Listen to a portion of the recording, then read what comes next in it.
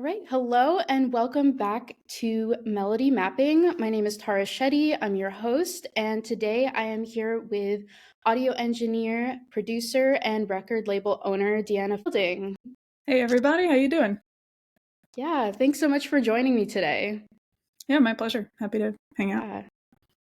Yeah, so I'm just going to start off by reading your bio and then we can dive into the full conversation. Cool. So. Yeah, so over the years, Deanna has amassed more than 600 hours of hands on experience in acclaimed studios both in Nashville and New York. Following a rewarding 6 month period in Music City, in which she had the privilege of working for Dolly Parton, she completed her degree in music and sound recording in New Haven, Connecticut, and has since settled in the suburbs of NYC. She currently works out of the Coop Studio in Irvington, New York, and Octaven Audio in Mount Vernon, New York. Right. Very, very cool. So I wanted to maybe just start off and hear a little bit more about your music background and what led you to audio engineering and production. Right. So I kind of enjoy starting the story off by saying that I initially got into this by playing video games, which is like kind of a Nice. strange connection.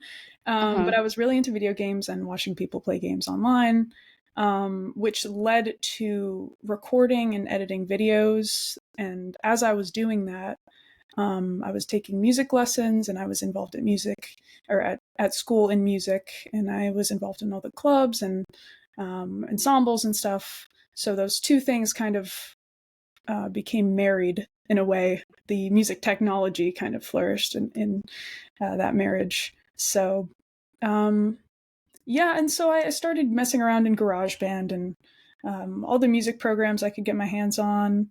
Uh-huh. And then, so through high school, I took a class called Experiencing Music, and I think there was also a music technology class that I took. So those kind of pushed me in the right direction, and then I ended up going to school for it. So Amazing. Amazing. Have you done any audio work for video games? Is that something you want to do? it's, interestingly enough, I don't really have that much of a draw to audio for games. Okay. I think I don't know exactly why the affinity is not there, but I mean, I'm just not as interested in games as I used to be. But I think that was the Okay. initial, like, planting the seed for me. Yeah. Yeah. Nice. And I just wanted to confirm. So are you working full time doing audio engineering and production right now? That's your full time gig, or are you doing anything else? I'm doing a little bit of everything. I'm kind of juggling a few different things. I Okay. work at Octaven and the Coop in New York, in Westchester, and those are both part-time gigs. And I kind of balance those out, and I do some live sound mixing, usually on weekends and stuff for bands in the Okay. area. So I got a little bit of live experience under my belt as well. But that's a relatively new development. A lot of Hmm. the concepts are the same, signal flow and just the technology itself. There's definitely Right. a lot of different challenges that come up with both. Studio recording is definitely a little more forgiving in some aspects. Um, Hmm. and you're kind of, but in others, it's like in the studio, you're under a microscope, whereas in the live world, there's some give and take. So, yeah, it's Yeah. it's been a bunch of different little things kind of in my to build my schedule these days. Nice. Nice. And is your kind of goal to build up your personal freelance engineering and production? Is that really what you're working towards, or is there anything else that you're kind of wanting to build in there? Yeah, I would say that a large goal of mine is to onboard more clientele and just build a net of people who come to me specifically for engineering and production. Um, Hmm.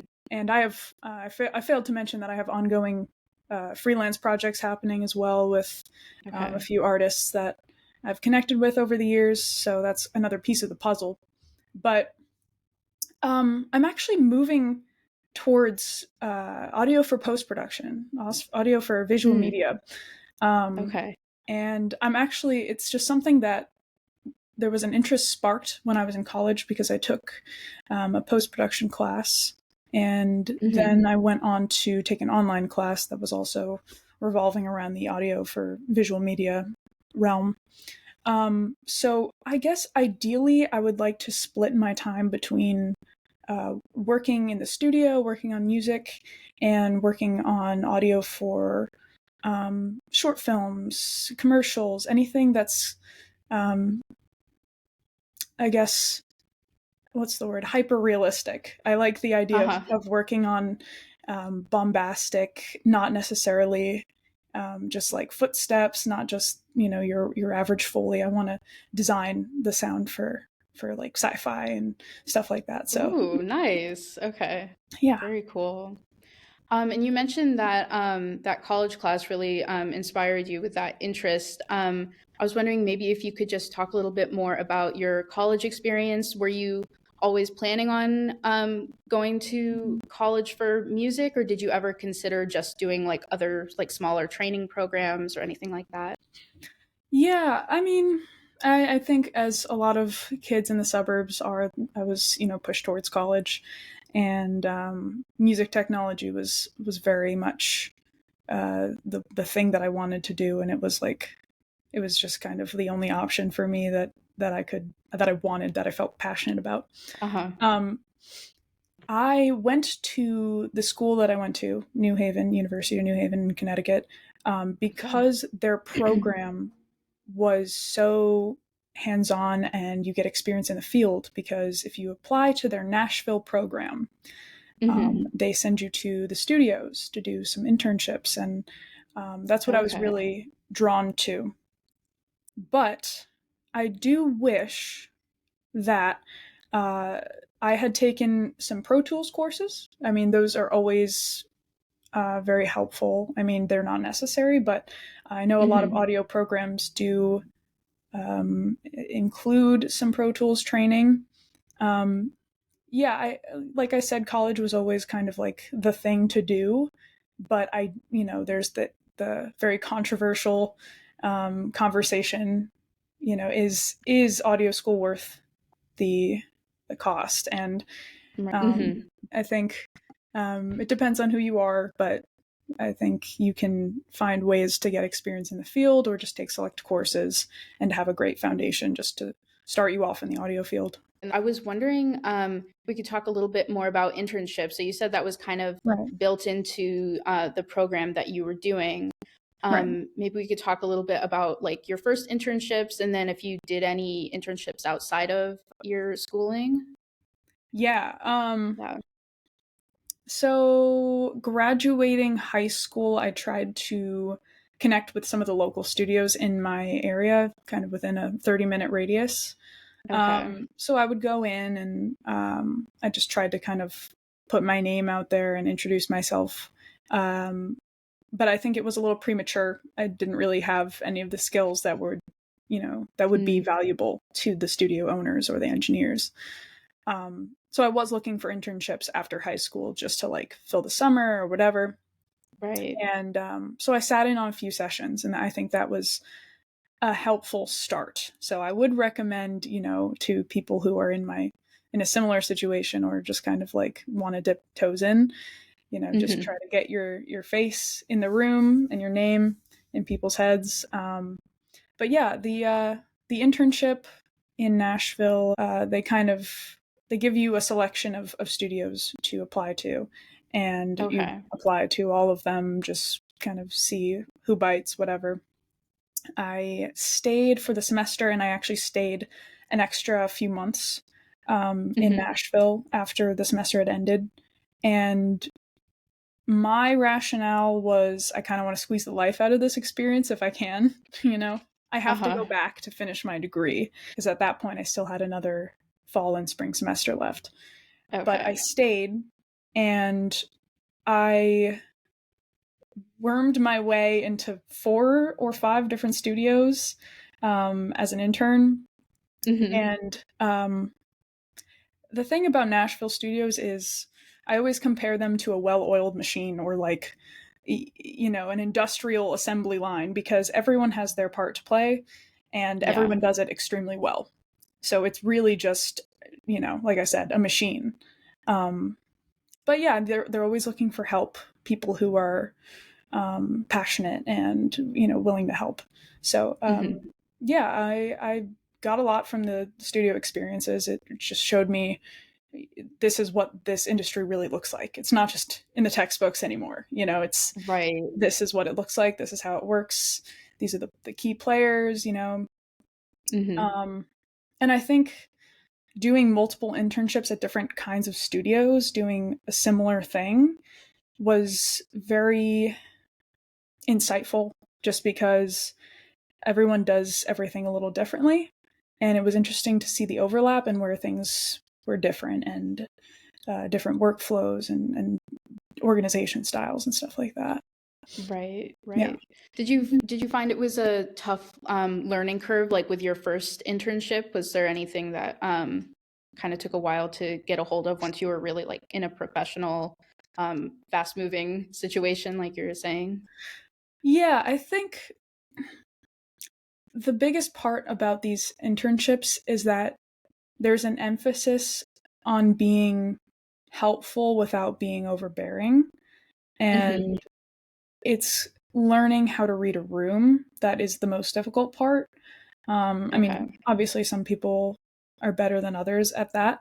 But I think for me, being, I hate to use this phrase because I don't, I hear it too often, but being the only woman in the room, it's often a different kind of social dynamic, and knowing Hmm. when to be when to step in and when to step back is a little different, especially when they're like not really my generation either. It's Right. really not just a gender thing. It's I'm from New York, they're in the South, and Yeah. it's a different generation. There's a lot of different factors, and it wasn't really something that was a problem, but it was just different. It was definitely like a Hmm. learning curve, knowing what is acceptable and what's not. And Totally. just kind of like learning to be a workhorse in a lot of ways, and learning to uh, try to stand out and put your best foot forward. Yeah. Hmm. Um, and then I'm assuming the internships you did like while you were in school, were those like all unpaid? Because I know, I mean, it seems like mostly that's the industry standard for studio internships to be unpaid. Yes, So, I believe yeah. at this point in time, most studio internships, if they are unpaid, there has to be credit being given to the Right, student. right. If the intern is not enrolled in any kind of educational academic program, I think there is some, either it's not prohibited or there has to be some kind of compensation. So I think Hmm. that's a really good thing in a lot of ways. Um, Yeah. I think some would argue that it's also a little restrictive because Hmm. people get onboarded less, perhaps. I'm not really sure, but yeah, that's the case. Yeah, yeah, that was gonna be like kind of one of my questions is, it can be kind of restrictive. I mean, when you're in school, it can work out obviously, but like internships like outside of school that sometimes can be difficult. Did you jump right into working after school or did you do any internships that were unpaid? And how did you kind of work with that? I think I could have done unpaid internship coming out of school. I debated doing that because Hmm. I have access to the city, obviously, Right. and the doing a studio internship in the city would most likely be an unpaid position. Hmm. um, I am very lucky in the fact that here in Westchester, in within the 30-minute radius, there are a couple studios that I've started working at, um, and they do feel very passionately about compensating people for their work, and Nice. that is not always the case. um, Hmm. I am very, very lucky in the fact that I got to immediately start doing work. And I think the main thing about that is that I was given a lot more responsibility in these smaller local studios as opposed to a larger machine like where I was in Nashville. There's a lot of pros and cons to both, obviously. Um, Hmm. there's a lot of risk and reward in a bigger facility. For example, the whole Dolly Parton thing, I don't think I would have gotten the chance to do that at a smaller studio. Uh-huh. Um, but yeah, it's if you work somewhere that's a little hungrier, I find that if you have more responsibility, you might be rewarded for that, as opposed to um, the kind of turn and burn mentality of a lot of studios in Nashville. But Mhm. obviously no diss, because there's so much value in doing that kind Yeah. of internship where you're not being Yeah. compensated. It's educational. Yeah. Mhm. Totally. Yeah, so I guess I kind of wanted to move into talking about like your post grad time, like building up your kind of career, your freelance work, and kind of seeing like what were some of the like your early successes and what was some like challenges you faced post grad. Yeah, I think that is definitely something that I'm still sussing out. I feel like I've really only started to put more focus on the freelancing and on projects Hmm. within the past, I mean, beginning of 2024. So still Okay. kind of ironing out Yeah. kinks as we speak. Yeah, Um, totally. but again, another, like, going back to the is audio school worth it Hmm. conversation. It's the biggest um, argument for school is the network. I came Hmm. out of school with a network of people who were great at different things and needed help with different things, and new people who needed help, and new people who could help me. So I am lucky that I was able to kind of connect with people that I left school still being in contact with. And Right. yeah, I've found that, I mean, I hate to say it, but doing the whole posting reels and posting as much as I can, people see that, and it tends to result in people reaching out and asking for work, Hmm. which is, I honestly Nice. didn't expect it to be something that worked, honestly. Uh-huh. But I think it's all about staying top of mind for people and reminding them that you are working and you're available. And so yeah, I've had some freelance clients come in that way, and just Hmm. friends of friends and friends of friends of friends, etc. Um, Yeah. so that's kind of how that's been going. But yeah, I mean, I'm still in a place where I'm living with family, and I'm still in a place where I'm trying to fit the puzzle pieces together. So Hmm. I would not say that I'm in a place that's fully, like, locked and loaded and ready to go. Um, so everything's kind of still changing, and dipping my toes in whenever I can. And kind of going into networking now. So you were saying like school was really, really helpful for that. Were there, and then like social media, but was there any other kind of ways that you found to be successful with networking? And like what's been your kind of general experience with that? Yeah, there are lots of ways to network. I've joined recently. There was an online music conference, Measure of Music, things like Okay. that. Even online conferences. Mm-hmm. Surprisingly, you can connect with people who might be your target audience, so to speak. Um, Right. I've connected with people through Facebook groups. I've connected with people at the Audio Engineering Society convention, which is like, if you're within, a reasonable distance, you need to come out to AES. Um, Mm-hmm. Met lots of people through that. But one thing I've found that I didn't really expect coming out of school is when you put yourself in a place with people who are similar to you, you expect the networking to kind of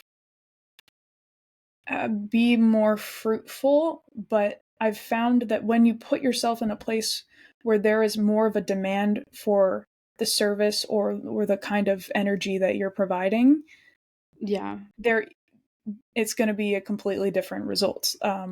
For example, going to a filmmaker's event, I found that people Mm-hmm. were like, "Oh, okay, that's interesting. No one else in this room is doing that." And that's just something to note. I mean, both have such high value, but I found that putting yourself in a position where people don't necessarily have the same skill set is Hmm. actually pretty valuable. Yeah. Yeah, is the working with on film and stuff like that, is that something you're trying to get into like this year? You do you have any like projects like lined up, or are you kind of still looking into that? Yeah, I've joined a bunch of different freelancing websites. There are a ton. For example, Backstage, there's Mandy, there's Mm, Fiverr, there's right. Upwork, all of these different freelance sites. And I've had mixed results, and I've heard mixed results from people. But Hmm. I have connected with a few different writers or animators or, just creatives in general. And I've Yeah. had the opportunity to work on a few short films, and I'm actually wrapping the sound design on a Greek mythology based animatic, which was really, really fun. And I had a blast working Cool. on that. Uh-huh. So yeah, this year I would like to start working on more audio for film, like you said, dialogue cleanup, Uh-huh. Foley, sound design, anything that I can get my hands on, really. Great. Yeah. Great.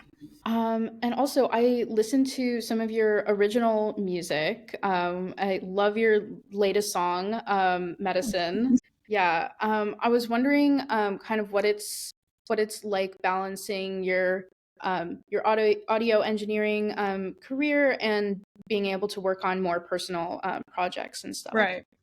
And that's such that's such a question that is so pervasive in the audio field that Yeah. find an audio engineer who isn't a musician. It's you can't. um I Unfortunately, I feel like I dedicate more time to the craft, to audio Hmm. and designing sound, more so than my own creative endeavors. But um yeah, it's work life balance is really difficult as an engineer, and that's something that I've just kind of had to come to terms with. It's not like a terrible thing, but you just have to be very intentional about how you're spending your time. And Right. yeah, so I'll leave time during the week to practice, like play drums or bass or something. But Hmm. yeah, when I am working on my own creative endeavors, it's usually a slow process, just because my focus is, yeah, on work, and I'm spending more hours doing other audio related things. Yeah, yeah. Do you kind of just like let that like flow as it does like week to week, or do you have like a minimum amount of time that you're like, okay, I have to do a little bit. I have to practice drums or something, or I have to like write like a verse for a song or something like that. Yeah, I think um, I should probably make it a little bit more rigid and scheduled, but I tend to just let inspiration strike when it comes to my own creative stuff, Hmm. not with other people's creative stuff. There's a strict schedule with Yeah. but with my own, it's usually okay. It's like 1 a.m. and I just thought of a lyric. I'm going to write it down, and I kind of Hmm. just, you know, I let it I let inspiration strike, and that's what drives me when I'm doing creative stuff. Um, Totally. but other than that, it's usually not like I'm going to sit down and do this right now because I scheduled Hmm. it. Yeah. Yeah. Do you do much like performing in the New York area? Not not really. I've Okay. had a few people reach out and ask me to, accompany them for their own music, Hmm. or just play in like a cover band. And that's something Yeah. that I'm kind of moving towards, because I really do miss playing in a band. I played in a band in school with my best friends, and it's something that I really miss, like having that communication and spontaneity, and it's some creating something together. So I Uh-huh. do miss that quite a bit, and I am starting to lean into the idea of joining a group, or playing out. But I am someone who experiences stage fright, so that is something that we'll have to work on. Uh-huh. Totally get it. Totally get it. Yeah. Yeah. And then I was wondering, do you have like a significantly like different process like when you're working on like production for other people versus your own work? Do you approach it differently? I mean, I know there's the time management thing, but like creatively, is there anything you kind of go about differently? Yeah. When it comes to producing other people's tracks, I usually ask for references, and Mm-hmm. it varies depending on, the artist, if they already have a vision versus if they have kind of a demo, an idea, and they don't really know where it wants to go. So Uh-huh. when producing other tracks that aren't my own, I usually kind of lay out options. Maybe I'll push towards one option, but I'll try to give as much, creative choice to the artist as I can while still making decisions with them to push Mm-hmm. it along. Um, but yeah, I think the main difference, like I said, is just providing different options, um, and references. I often don't really have references for my own stuff. I mean, I might, Okay. for like, maybe I'll say, okay, for this song, I want it to sound like this song. So yeah, maybe I do have references occasionally, but um, Mm-hmm. yeah, it's a lot of, I think when you have someone else that you are communicating with and bouncing ideas off of, you kind of need to deliver the ideas and have different options, and not be so like um, forceful about the direction of it. Whereas when you're alone or working on your own stuff, it's like, okay, we're off to the races. Right. Right. Yeah. And then I really want to talk about your record label. I wanted to Right. know kind of like the inspiration behind starting it, and then also like some of, I mean, we don't need to go too deep into it, but like some of the work that went into getting it started and how that process went. Yeah. While I was in Nashville, I was with the co-founders of the Hmm. label, and we were living together, and we were just so inspired being in Nashville, seeing the machine, seeing the hive, I would call it, um, Yeah. and realizing that this is a kind of work that we enjoy, and it's a kind of, um, it's an endeavor that we wanted to just dip our toes into, to see where it goes. We had some Hmm. artists that we already believed in so strongly, who were just students at the school, and we already wanted to support them just as, listeners, as consumers. But Right. we thought, if we can say, hey, like, we have these services, and Hmm. we want the services to push you further in your career, not only just a single, like, okay, I'm going to buy your t-shirt, but let's hook you up with someone who can help you make the t-shirts, or so on and so forth. So yeah, it was just being really inspired by the things going on around us, and also what we were learning about in those classes while we were down there. um, Yeah. yeah, we scooped up the artists that we felt really strongly about, and we started Hmm. kind of fleshing out, okay, what services do we feel confident that we can provide, reaching out to blogs on their behalf, reaching out to venues, helping them with their brand, creating EPKs, all these different Yeah. services. um, and yeah, that kind of like kicked off the record label. And I, as you may know, am the engineering and production arm of the label. I mean, I still Hmm. work in the other department, so to speak. But yeah, if they do need production and engineering services, I'm the person to come to, or I can recommend someone else. Right. Great. Great. Yeah. Um, And then for artists that might be looking into working with an independent label, do you have any like advice or like thoughts on like what you look for when you're looking to work with a new artist? Like what's some of the qualities you're looking for? Yeah. It's interesting. I found that there are a few people who have reached out, and they ask, what would it take? What's the criteria? Mm-hmm. And oftentimes you hear, okay, numbers is one thing, like having a following. That's Right. great. That's wonderful. But um, it's really finding an artist who is responsible and communicative, and Mm-hmm. has a vision, I think those are like three really important things. And if you don't have one of them, it's kind of hard to move things along, and to grow. But yeah, I mean, communication is huge. We want to be constantly in conversation with the people that we are working with and supporting. Um, Right. and the label itself has its own vibe, its own energy, and like we want Mhm. our artists to kind of stay within a similar genre. We have like singer songwriter acts and indie acts. We Uh-huh. had a pop punk act at one point. Um, but yeah, I mean, we were probably not going to sign a metal act, but perhaps one day. But again, it's just those like we want to be in constant communication, Mhm. and having a vision is really important to us. So Yeah. yeah, Yeah. And so you said you found some of those original artists like through your school and stuff like that. right. How how have you found like some other artists? Like, is it all through like social media? Do they reach out to you, or have you found them in some other ways, or how does that part Yeah, currently we all are good? on an A&R kind of search at the moment. Okay. So, we'll go out to shows individually. We just Hmm. all of us like to support music in general and see music, and Yeah. so yeah, just kind of in our day-to-day lives when we can, we'll keep our eyes peeled for a new artist, a potential signee. Um, Hmm.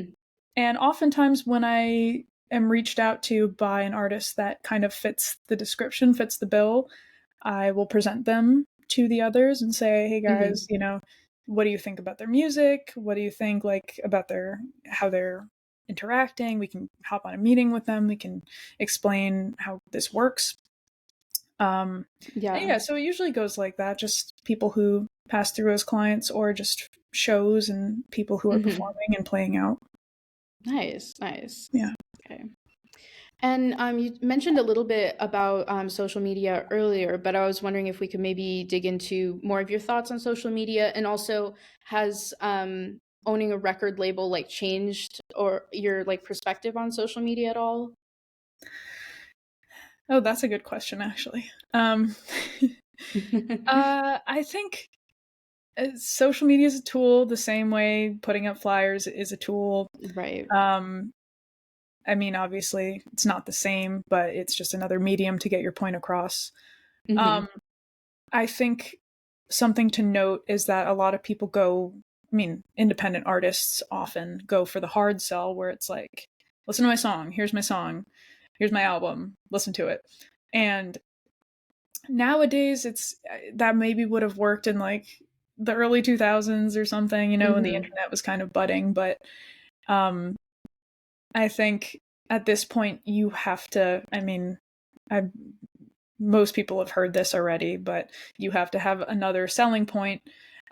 There needs to be something else happening in your posts in whatever media you are, putting out. There needs to be some kind of action or some kind of draw, visually, or some interaction happening that isn't just this is my song, like here it is. Hmm.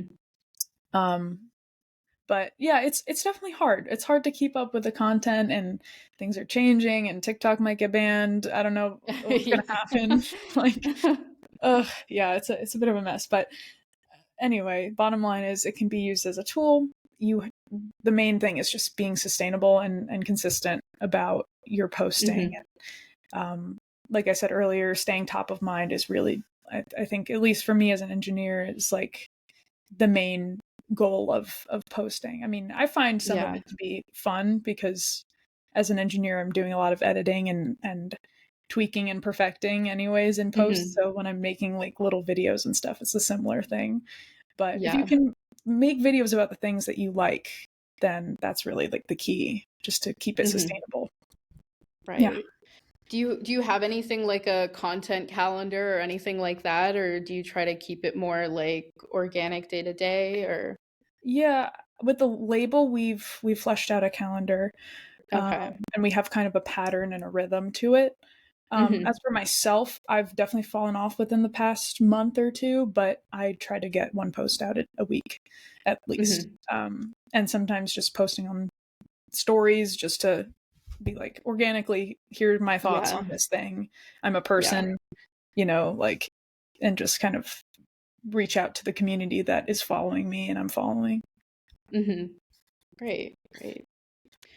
And then I guess kind of winding down here, but I was wondering if there's any like artists, producers, music engineers whose like full like career arc you really admire for yourself, or also just like thinking about like your artists on your label, anything like that. I think someone who's maybe this doesn't answer the question exactly, but someone who's All been good. a huge inspiration lately is Caroline Polachek. Okay. Just because and the engineers and producers on her latest work. Hmm. I've just been very inspired by her sound and her unique sampling and Yeah. kind of genre bending. I hate that word so much, but like her willingness Yeah. to kind of step into weird places musically. Uh-huh. I think there are a lot of artists. I don't know if you'd call it alt pop or just pop, but I really like Hmm. that genre. I'm kind of coming out of like a phase of just being into indie rock and like alternative rock into like Uh-huh. I'm really loving pop and like alt R&B and all these different things now. And yeah, Nice. I love the way that a lot of pop artists are starting to try to sample weird things and Uh-huh. get weird sounds. It's really exciting to me. And then I guess I just wanted to, if you have any like projects you wanted to share, if there's anything coming up or just like plug your work, I'll have everything like linked for people below. But anything you want to share just to wrap it up. Yeah, Uh, yeah. I've got a few works going on. I'm working with three artists right now on their singles and EPs. So Great. you can always follow my Instagram. It's at smudge.audio.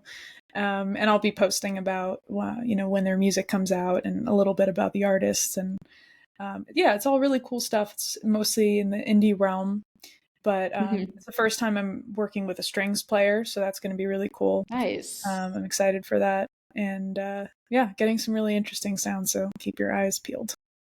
Great. Great. All right. Well, I think that's kind of all for today, but thank you so much for joining me. Yeah, my pleasure.